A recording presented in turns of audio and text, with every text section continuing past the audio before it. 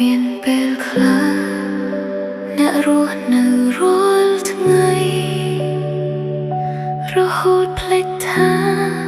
ខ្លួនឯងជានរណាជីវិត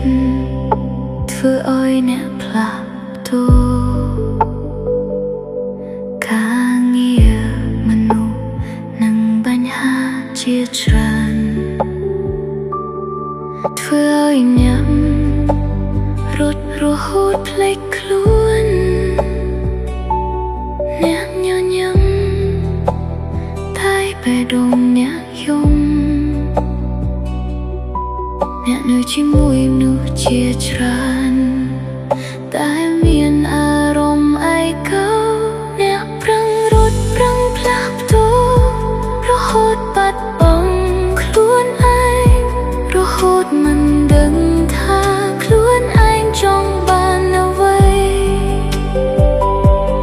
អ្នកកំពុងស្វែងរកខ្លួនឯងស្វែងរកមនុស្សអ្នកដែលធ្លាប់ស្រឡាញ់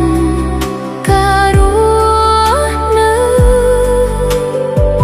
ស្វែងរកអ្នកពីមុននៅក្នុងបេះដូងដែលធ្លាប់បាត់ទៅយូរហើយអ្នកដែលធ្លាប់មានក្តីស្រមៃទូចធ្លាប់សាយដោយមិនគិតច្រើនប៉ុន្តែថ្ងៃនេះអ្នកនឿយហត់រហូតមិនដឹងថាត្រូវទៅផ្លូវណាមិនអីទេបើអ្នកនៅមិនទាន់រកឃើញ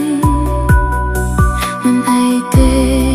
អ្នកនោះនឹងត្រឡប់មកវិញ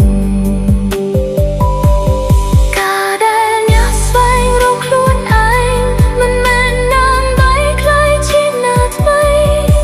គ្រាន់តែត្រឡប់ទៅរកមនុស្សដែលធ្លាប់ធ្វើឲ្យអ្នកស្លាប់ចិត្តសម្រាប់បន្តិចនឹងដែលឯងបន្តិចក៏ជាផ្លូវមួយដែរមិនមែនគ្រប់ការទៅមុខត្រូវដើរមិនឈប់ពេលខ្លះការឈប់គឺជាការរីកចម្រើន